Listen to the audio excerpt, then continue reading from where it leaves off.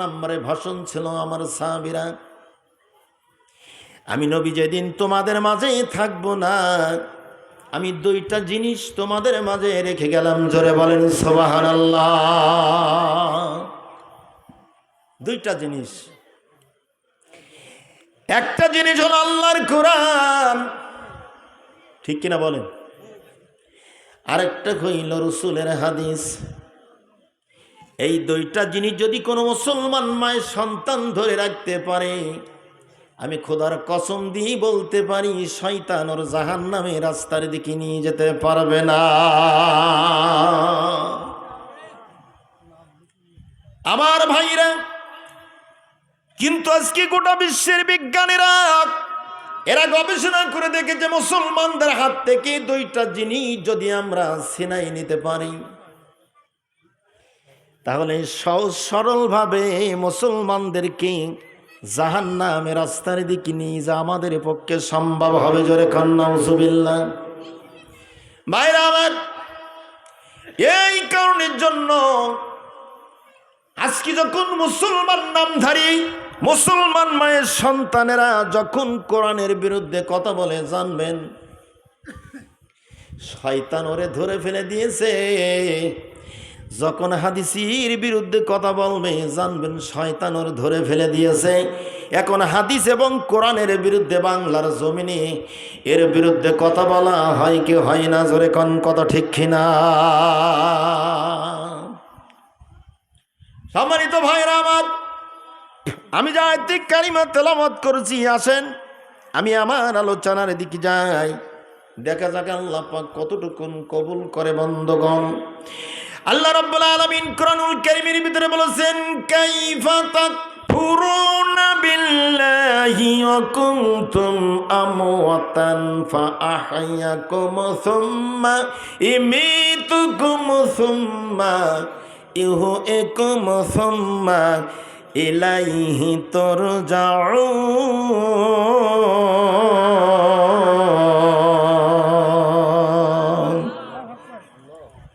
ও ভাইজান, আল্লাহু আকবার যদি আওয়াজটা গজ্জিয়াসের সাথে দেন, আওয়াজ দিয়ে দেন, তাহলে কবিরা গুনাহ হবে। কতক্ষণ নাকি? কবিরা গুনাহ হবে, সগীরা গুনাহ হবে। আল্লাহু আকবার মুসলমানদের সবচাইতে শক্তিশালী যেই বোমা, মুসলমানদের সবচাইতে শক্তিশালী যেই অস্ত্র, সেটা হলো লিল্লাহে তাকবীর।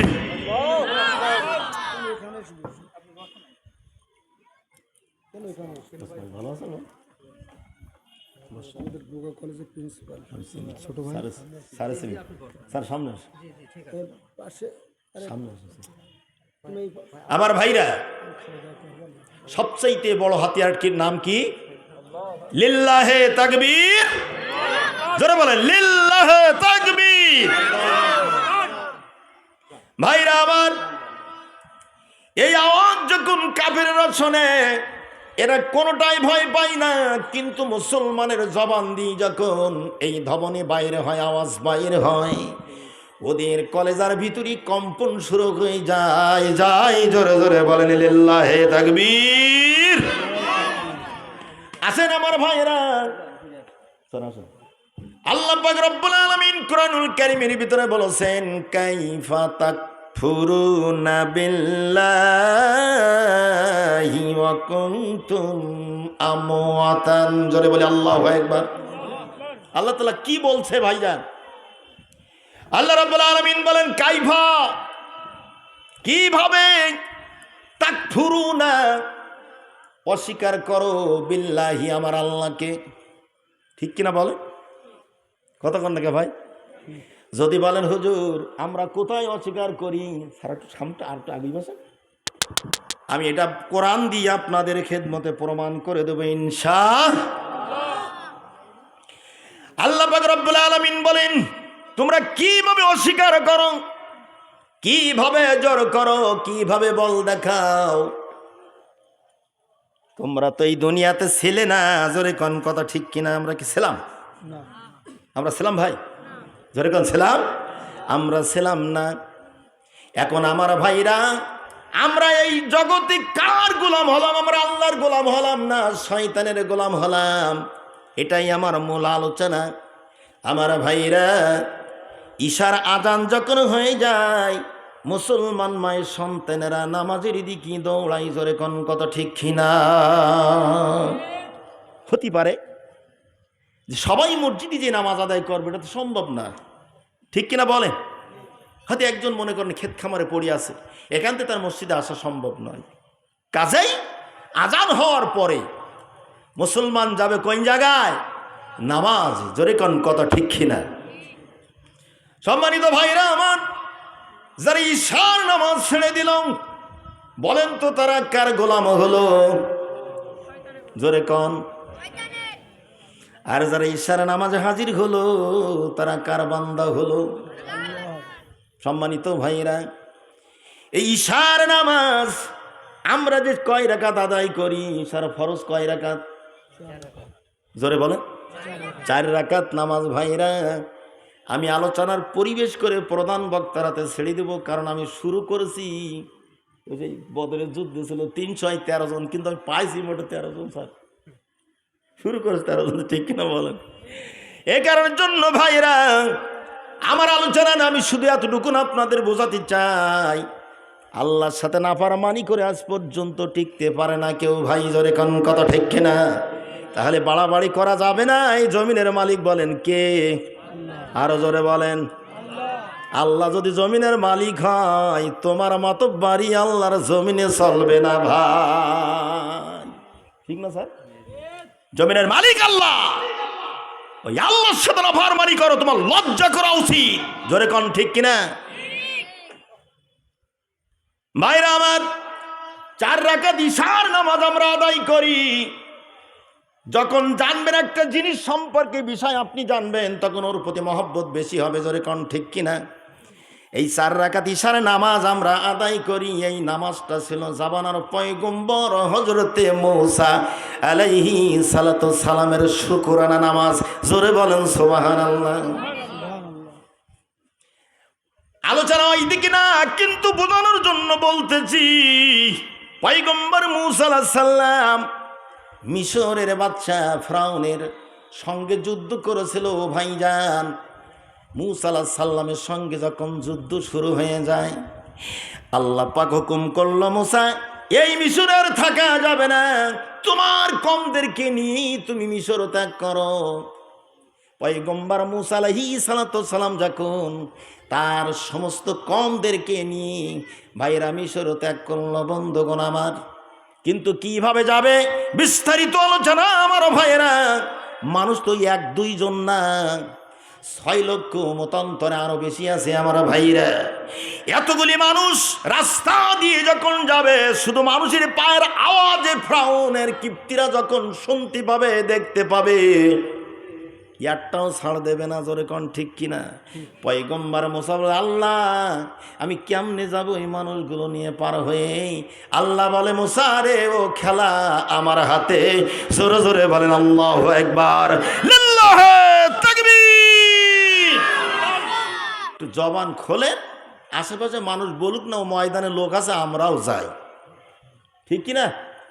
ভাইরা আমার, ও বন্ধুগণ, আল্লাহ পাক রব্বুল আলামিন প্রবাদে একটা কথা বলে, 1 বার ভেদ 2 বার বমি। থাকলো সাতক্ষীরার বাসিন্দা বশির সাহেবের জায়গা জমি। কতক্ষণ লাগে ও ভাই? 2 বার যদি বমি হয়, 1 বার যদি বমি হয়, 2 বার যদি ভেদ হয়, কি কতক্ষণ লাগে? হ্যাঁ, নাড়া নাড়া বলতে গিয়ে নাড়া হয়ে যাবে, কি যাবে না ভাই? তাই বলে 1 বার ভেদ 2 বার বমি, থাকলো তোমার সাদের জায়গা জমি, আমি বলো হাঁটলাম। কতক্ষণ লাগে? আল্লাহ পাক রব্বুল আলামিন এই সময় সমস্ত মিশরের ফিরআউন কিপ্তিদের ভিতরে একটা রোগ ঢুকাই দিলেন। সেইটা হলো ডায়রিয়া না কলেরা।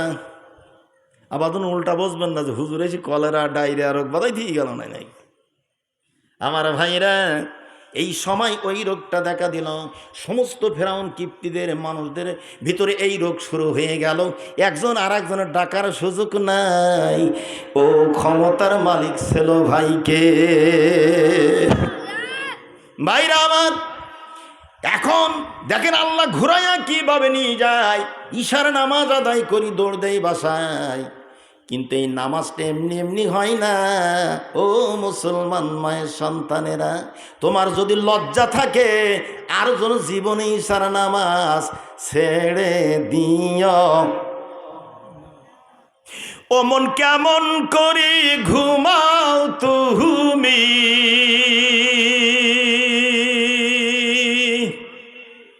ফজর করে কাজা, এমনটা হতে পারে। বাবা বাবা, তোমার জোহরে জানাজারে মন, এমনটা হতে পারে।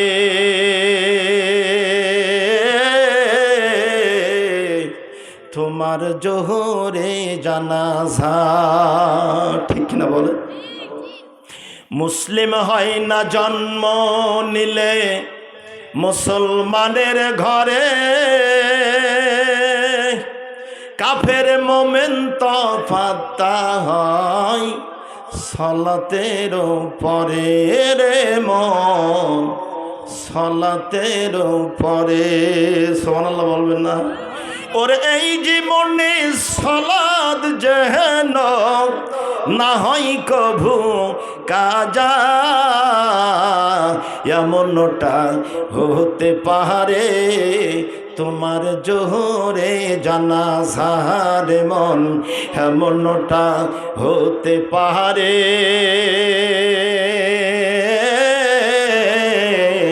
তোমার জোহরে জানাজা। ওরে বেনামাজির লাশ কবরেতে, পাশে আছে না কবরস্থান? ওরে কবি বলছে, ওরে বেনামাজির লাশ কবরেতে রাখিবে যখন, মাটির চাপে এ পাহাজরের হাড় ভাঙবে রে তখন। ঠিক কিনা? জোরে কোন ঠিক কিনা? ওরে বিষত্ব ওই সাপের সহবল, ওরে বিষত্ব ওই সাপের সহবল, বেনামাজির সাজা, এমনটা হতে পারে। তোমার জোহরে জানাজারে মন, এমনটা হতে পারে।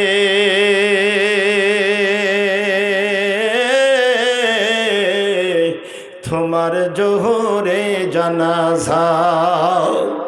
ওরে বেনামাজি পাবে না ভাই নবীজির শাফাত, দোজখ হবে তোর শেষ ঠিকানা।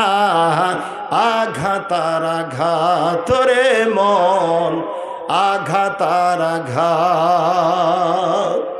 ওরে পরকালে পাবে না ভাই, ওরে পরকালে পাবে না ভাই বেনামাজি যা যা,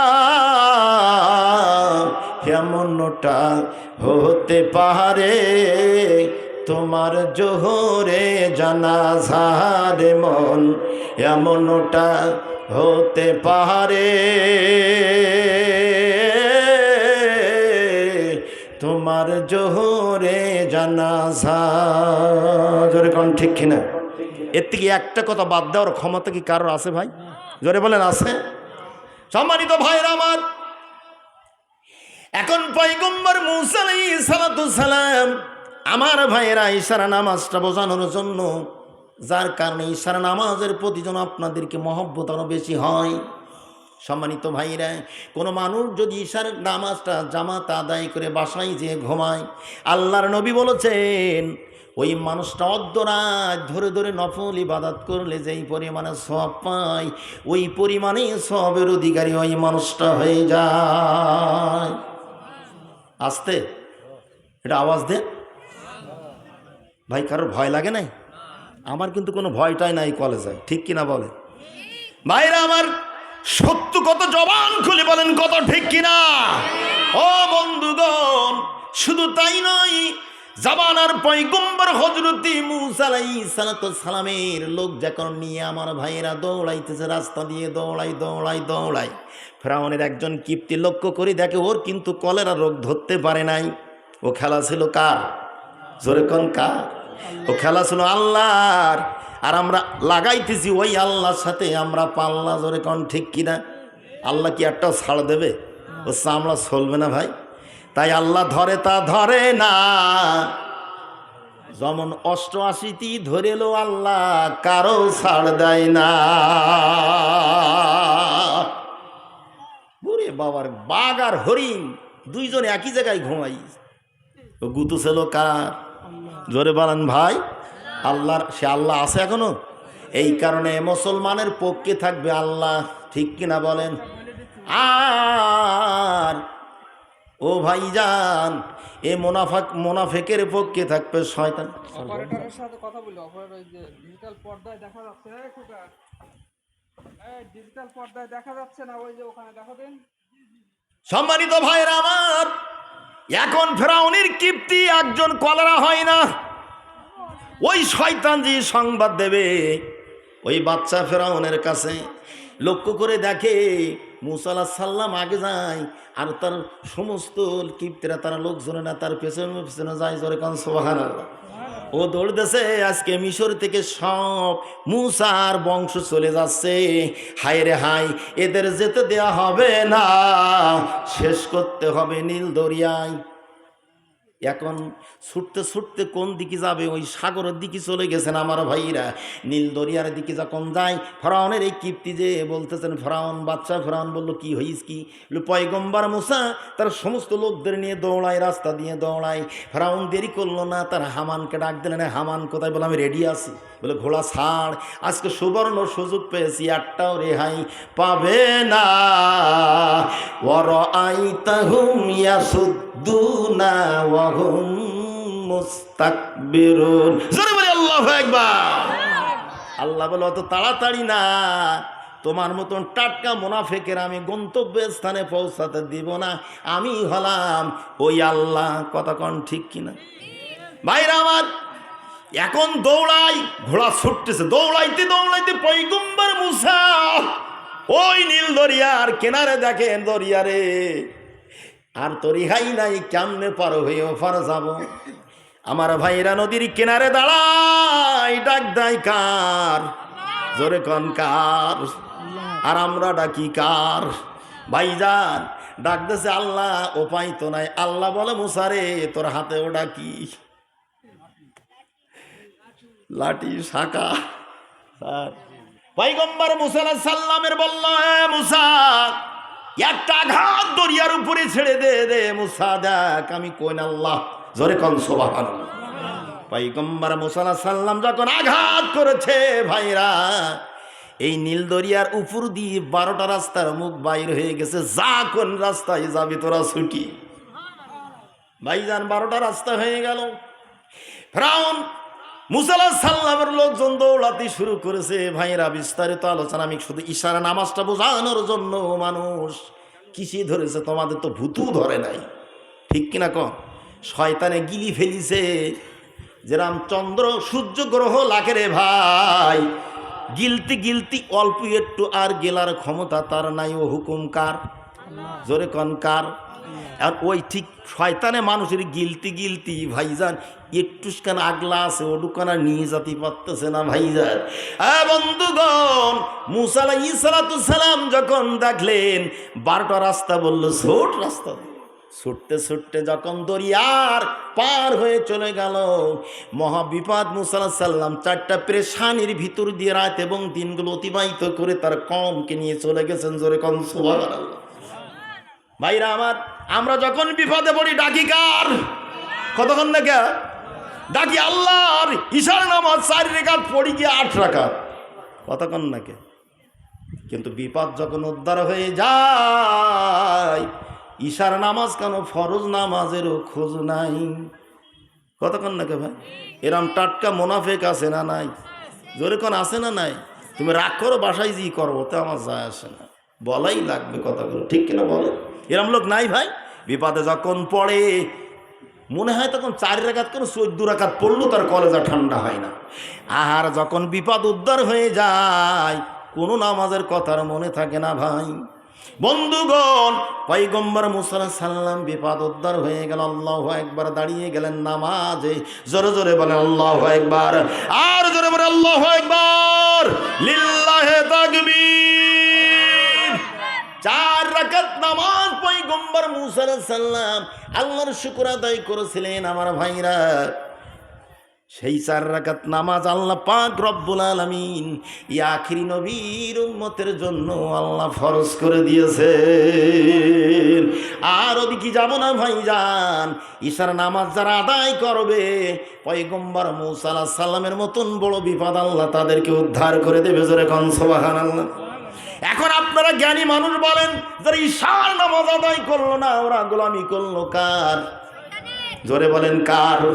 আর যারা ঈশার নামাজ আদায় করেছে ওরা গোলাম হয়েছে কার? তাই আমার আল্লাহ তাআলা বলেন, কিভাবে তোমরা অস্বীকার করো? আল্লাহ বলেন কিভাবে অস্বীকার করো? আমার আল্লাহ তাআলা জানিয়ে দিলেন, ফা আহায়াকুম সুম্মা ইমিতুকুম সুম্মা ইহুইকুম সুম্মা ইলাইহি তুরজাউন।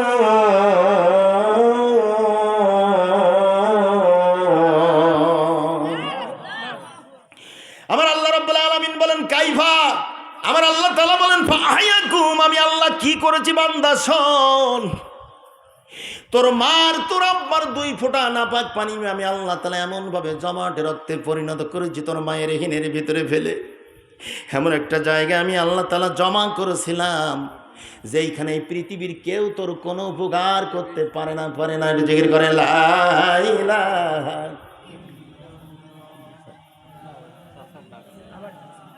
ওহো লা ইলাহা, লা ইলাহা ইল্লাল্লাহু মুহাম্মাদুর রাসূলুল্লাহ।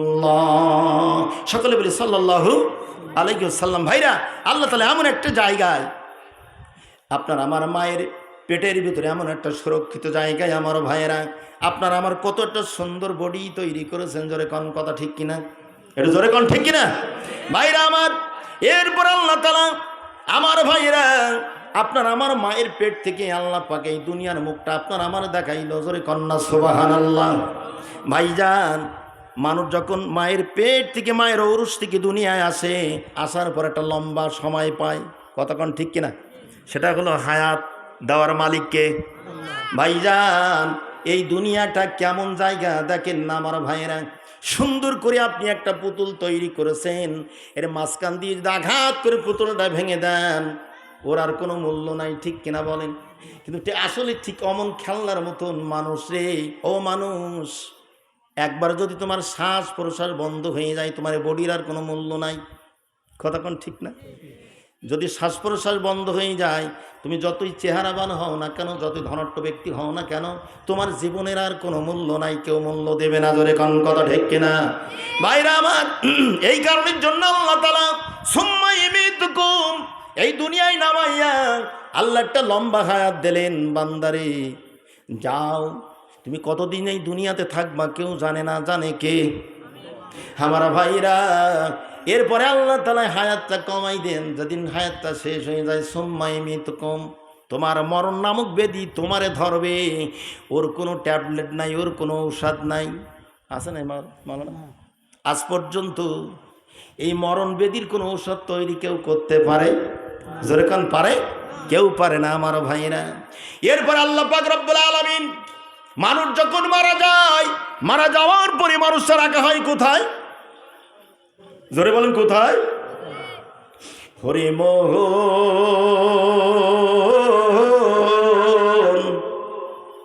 কার লাগিয়া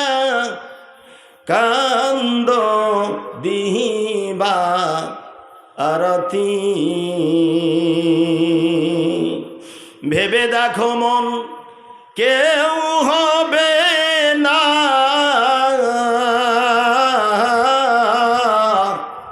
ওরে ভেবে দেখো মন কেউ হবে না, ওই না কবর জগতের সাথী। ঠিক না স্যার? কার পিছনে তুমি ছুটছ দিবা আরতি, ওরে মোহন কার লাগিয়া কান্দ দিবা আরতি। ভেবে দেখো মন কেউ হবে না, ভেবে দেখো মন কেউ হবে না, ওই না কবর জগতের সাথী। কার লাগিয়া কান্দ দিবা আরতি। লিল্লাহে তাকবীর। ভাইরা খারাপ লাগতেছে?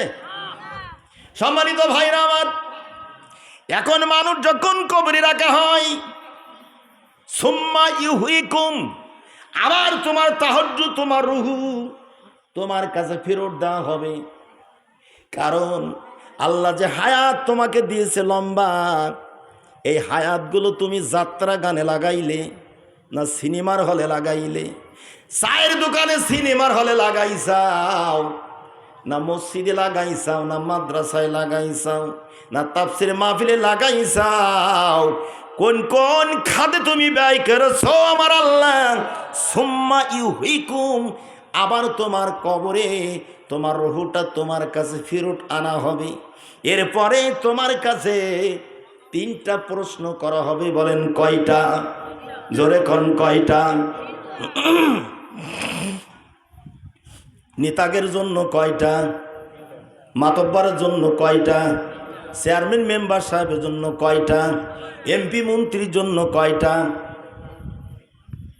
একজনই কম হবে না? হ্যাঁ, কথা কন নাকি?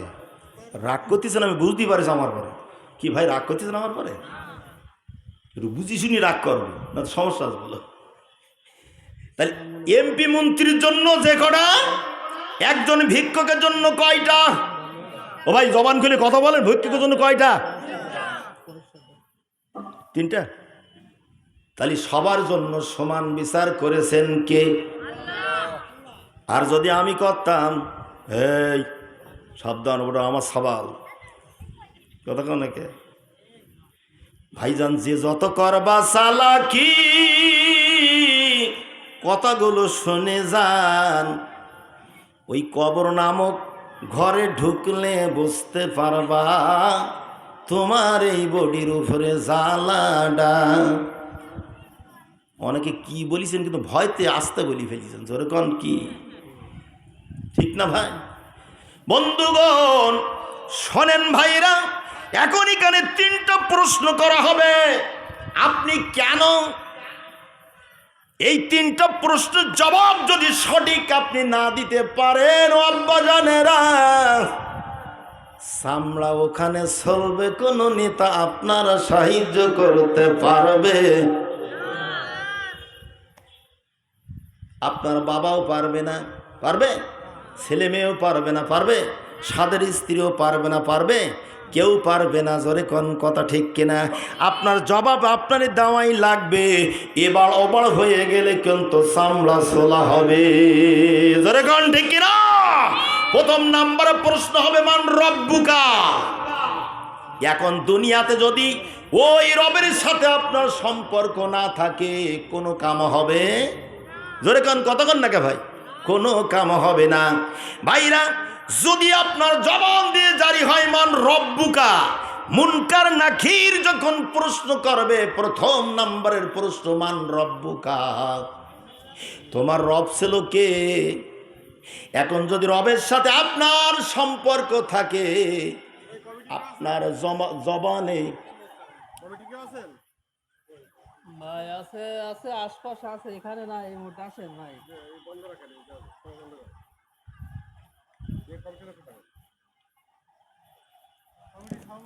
কতদিন ডাক দাও তাহলে?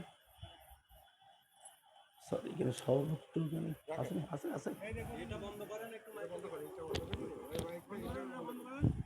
হ্যাঁ স্যার বন্ধ।